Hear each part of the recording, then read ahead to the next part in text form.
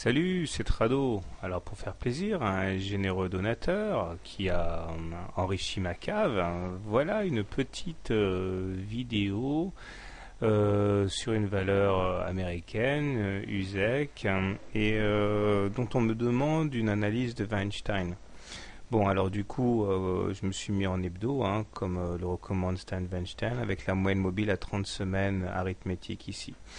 Alors nous sommes ici graphiquement toujours dans une situation assez inconfortable, puisque théoriquement nous sommes à l'intérieur d'une fourchette d'Andrews marron qui invite les cours à aller chercher la médiane vers les 3,26.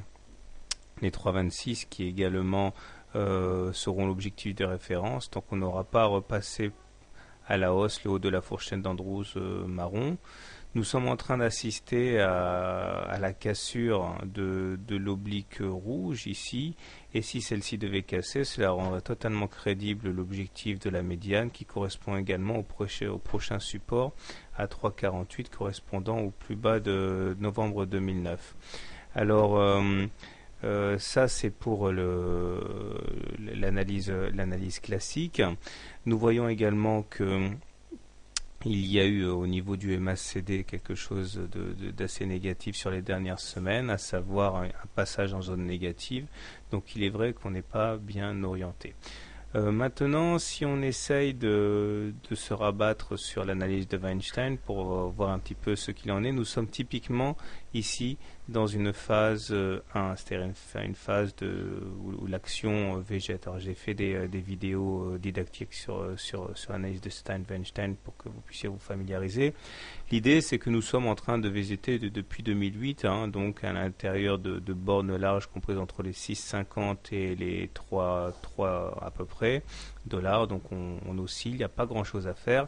Et si on s'en tient à l'analyse de Weinstein, il n'y a aucune raison, a priori maintenant, de l'acheter cette action. Pur qu'il en soit autrement, il faudrait que l'on passe en phase 2, à savoir que l'on soit au-dessus d'une M20, une M30 hebdo redevenue croissante, et qu'on casse un support significatif, en l'occurrence ici, évidemment, les 6,56.